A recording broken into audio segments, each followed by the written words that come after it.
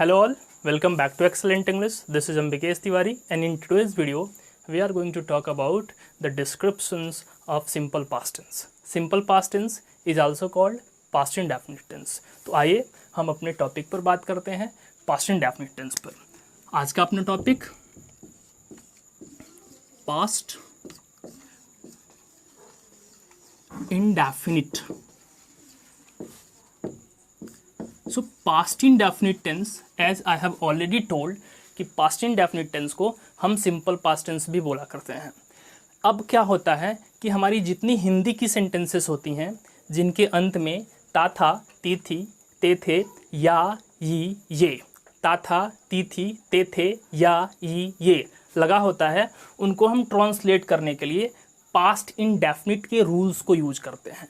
उनको हम past indefinite tense में ही लिखते हैं. तो आपको ध्यान रखना है, all the Hindi sentences in past tense, past indefinite tense, ता था, ती थी, ते थे, या, ये अपने साथ लास्ट में लेके आते हैं. So what happens here, all the Hindi sentences where at last we find ta tha, ti thi, te the, ya, ye, those sentences are called to be in past indefinite tense. So what happens, अब हम यहाँ पे बात करेंगे कि आखिर हम simple past tense, past indefinite tense का यूज कब करते हैं. What are the situations in which we use past indefinite tense? तो सबसे पहले I will discuss past habits. If there is any habit which was there in past, कोई भी habit जो पास्ट में था उसको डिनोट कराने के लिए हमें पास्ट इंडेफिनिट टेंस का यूज करना होता है. फॉर एग्जाम्पल, वो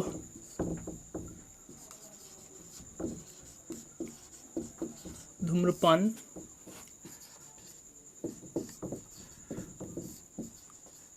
किया करता था. सो वह धूम्रपान किया करता था, उसे धूम्रपान करने की आदत थी, वह धूम्रपान का आदी था. So several sentences will be here in Hindi और इनको हम पास्ट इंडेफिनिट टेंस के रूल से हिंदी से इंग्लिश में ट्रांसलेट करेंगे. He smoked. So it is a past habit, एक ऐसी आदत जो पास्ट में थी, प्रेजेंट में है कि नहीं है, nobody knows. Okay, the next thing, यदि कोई इमेजिनेशन है, एनी इमेजिनेशन, एक कल्पना, कोई इमेजिनेशन जो अनरियल है, जिसका घटित होना बिल्कुल इम्पॉसिबल है, उसको भी हम सिंपल पास्ट टेंस में लिख लेते हैं. अनरियल इमेजिनेशन, जितनी अनरियल इमेजिनेशंस होती हैं यानी इम्पॉसिबल कल्पनाएं होती हैं जिनका घटित होना पॉसिबल नहीं होता है, उनको हम क्या करते हैं, सिंपल पास्ट टेंस में लिखते हैं. फॉर एग्जाम्पल, यदि सभी बच्चे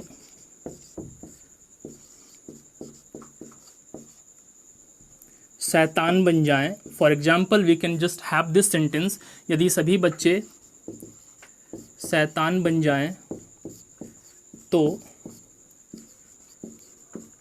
क्या होगा. So can all the children be devils, क्या सभी बच्चे शैतान बन सकते हैं. ये एक ऐसा इमेजिनेशन है जिसका पूरा होना संभव नहीं है. कभी कभी हम कहते हैं कि यदि सभी चूहे बिल्लियाँ बन जाएं, सभी बिल्लियाँ कुत्ते बन जाएं, सभी कुत्ते लॉयंस बन जाएं. सो ये सब जो इमेजिनेशंस हैं ये पॉसिबल नहीं है. इनको हम क्या करते हैं, जब हमें लिखना होता है we use simple past tense. Okay, if all the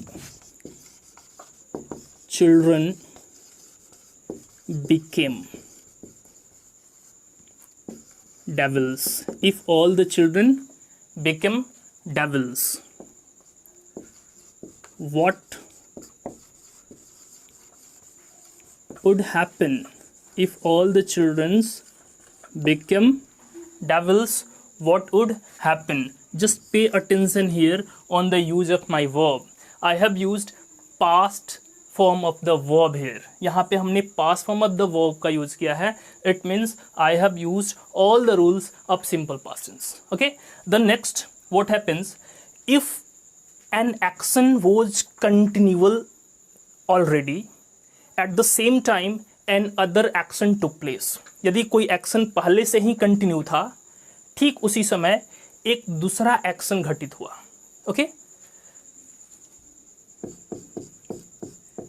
एक एक्शन पहले से कंटिन्यू था, ठीक उसी समय एक दूसरा एक्शन घटित हुआ, तो उसको जो पहले से कंटिन्यू था, it was there in past imperfect tense, but the action which took place later, जो बाद में घटित हुआ, उसको हम सिंपल पास्ट टेंस में लिखते हैं. फॉर एग्जाम्पल,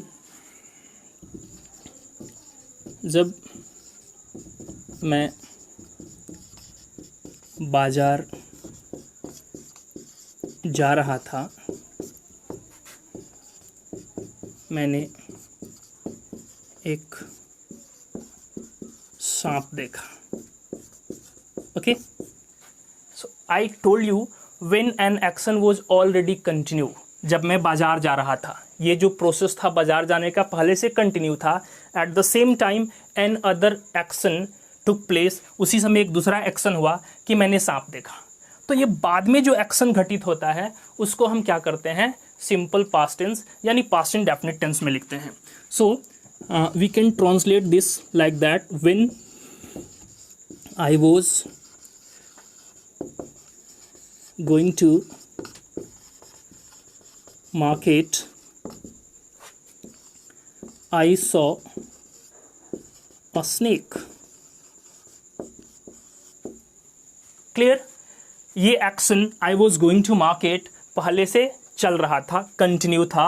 उसी समय एक दूसरा एक्शन घटित हुआ, एक दूसरा एक्शन जस्ट टुक प्लेस, और वो जो बाद में दूसरा एक्शन घटित होता है उसी को हमें सिंपल पास्ट टेंस में लिख लेना है. One thing more here I would like to tell you all, हालांकि ये काफ़ी ट्रेंडिंग है, वी ऑल नो कि यदि किसी एक्शन के घटित होने, किसी एक्शन के पूरा होने के पहले या बाद, किसी एक्शन के पूरा होने के पहले या बाद कोई दूसरा एक्शन होता है, तो वो एक्शन जो बाद में हुआ उसको हम सिंपल पास्ट टेंस में लिखेंगे. किसी एक्शन के पूरा होने के पहले या बाद यदि कोई एक्शन होता है, तो बाद में जो एक्शन होता है उस एक्शन को हमें सिंपल पास्ट टेंस यानी पास्ट इंडेफिनिट टेंस में लिखना होता है. For example, we can have a discussion here. मेरे स्कूल पहुंचने के पहले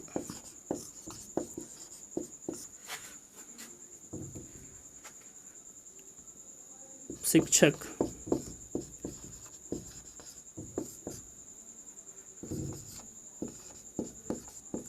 उपस्थिति दर्ज कर चुके थे. सो मेरे स्कूल पहुंचने के पहले शिक्षक उपस्थिति दर्ज कर चुके थे. तो इसमें दो एक्शंस होती है, मैं स्कूल पहुंचता हूं और शिक्षक उपस्थिति दर्ज करते हैं. लेकिन शिक्षक उपस्थिति दर्ज कर रहे हैं, ये एक एक्शन हो रहा है, और इधर मैं स्कूल पहुंचता हूं. अब इसमें से दोनों में से पहले कौन होता है? क्लियर? शिक्षक उपस्थिति दर्ज करते हैं पहले ही, बाद में मैं स्कूल पहुंचता हूं. तो अब मैंने बताया कि जो एक्शन बाद में घटित हो रहा है उसको हमें सिंपल पास्ट टेंस में लिखना है. तो हम क्या करेंगे, ये जो शिक्षक उपस्थिति दर्ज कर रहे हैं ये इधर आ जाएगा, ये एक्शन इधर आ जाएगा, हमें इसे क्रॉस करना है. तो शिक्षक उपस्थिति दर्ज कर चुके थे. The teacher had called the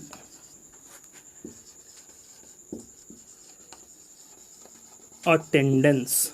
The teacher had called the attendance. This sentence I have written in past perfect tense. चुका था, चुकी थी, चुके थे.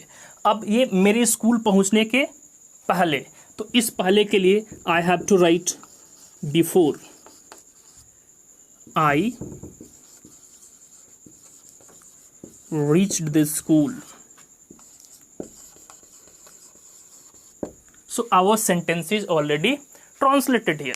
So one thing I have told you, the use of past indefinite tense here. It was the use. हमें कहाँ कहाँ use करने हैं, किस किस सिचुएशन में हम सिंपल पास्ट टेंस को यूज करते हैं. अब हम अपने सिंपल पास्ट टेंस को फ्रेम करने के लिए, अपने सिंपल पास्ट टेंस के सेंटेंसेस को लिखने के लिए किस तरह से उसको स्ट्रक्चर करते हैं, इस मुद्दे पर, इस इशू पर बात करेंगे. So let's talk about this structure of simple past tense. So in simple past tense, I have categorized the sentences into affirmative, negative, interrogative and WH type questions. So affirmative की यदि sentence हमें frame करनी हो English में, तो at first we have to write subject. After subject we need to write second form of the verb and finally object followed by full stop. At first subject, then second form of the verb, here object, full stop. For example, मैं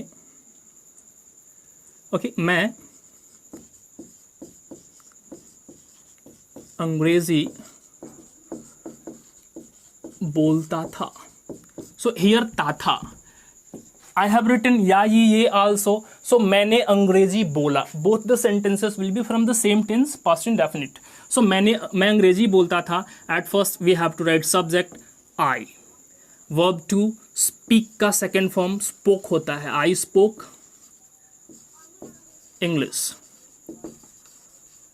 This is the use of second form of the verb. One thing जो हमें हमेशा याद रखना है कि ये second form of the verb जो होता है सिंपल पास्ट टेंस के अफर्मेटिव सेंटेंस को छोड़ के और कहीं भी यूज नहीं होता है. ध्यान रखना है, सिंपल पास्ट टेंस के केवल अफर्मेटिव में ही यूज होता है. बाकी सब में हम second form of the verb का यूज़ ना करके first form of the verb का यूज़ करते हैं. और नेगेटिव बनाने के लिए we have to write subject, then helping verb did, not, again present form यानी first form of the verb object. जब हमने डिड लगा दिया तो हमें second form of the verb लिखने की ज़रूरत बिल्कुल भी नहीं है. हम फिर क्या करेंगे, अपना present form of the verb का पहला रूप लिखेंगे. तो डिड के साथ past form of the verb का यूज़ नहीं होता है. एज मैं अंग्रेजी नहीं बोलता था, मैं अंग्रेजी नहीं बोलता था, मैंने अंग्रेजी नहीं बोला. इस तरह से भी हम बना सकते हैं. वह घर नहीं जाता था, वह घर नहीं गया. क्लियर. तो यहाँ पे हम क्या करने वाले हैं, सबसे पहले सब्जेक्ट लिखना है तो आई, फिर डिड नॉट, तो हमने लिख दिया डिड नॉट. अब इस डिड नॉट को हम चाहें तो डिंट भी लिख सकते हैं. डिड नॉट अलग अलग लिखें या डिंट कर दें, ये ध्यान रखना है कि डिड नॉट को यदि हम एब्रीविएट करते हैं, एक साथ करते हैं, तो इसको डिडंट नहीं पढ़ना है. This is didn't. So I did not speak English. I did not speak English. In interrogative में जो येस नो टाइप क्वेश्चंस होते हैं, ऐसे क्वेश्चंस जिनका आंसर हम केवल येस और नो बोल के दे पाएँ, उन क्वेश्चंस को फ्रेम करने के लिए हम केवल अपने हेल्पिंग वर्ब डिड को सब्जेक्ट के पहले कर देंगे. For example we have to write did at first, then subject, then verb first, then object and question mark. मैंने ऑलरेडी बताया है आपको कि ये जो यस नो टाइप क्वेश्चंस होते हैं उनको आंसर करने के लिए हमें केवल येस और नो ही बोलना पड़ता है. We are not going to describe the things. So yes no type question में हम क्या करेंगे, क्या आपने चाय पिया? सो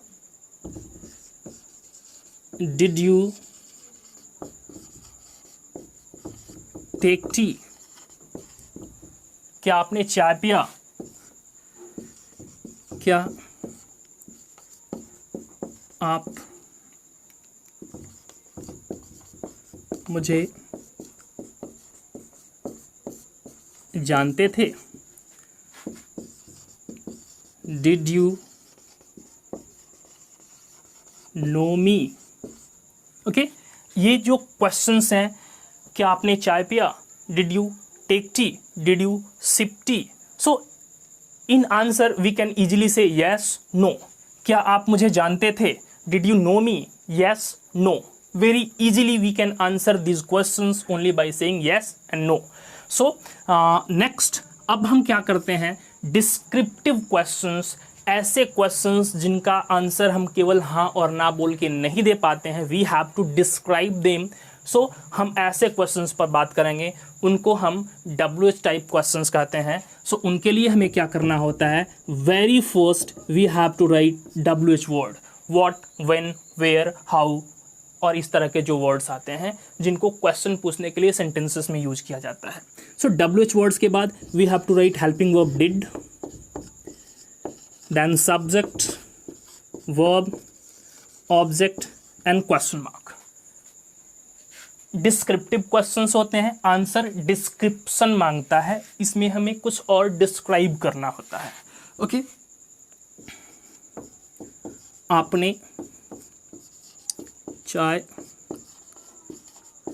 कब पिया? When did you sip tea? When did you sip tea?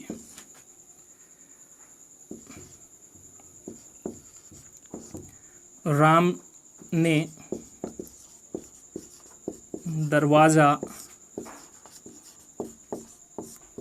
क्यों बंद किया? Why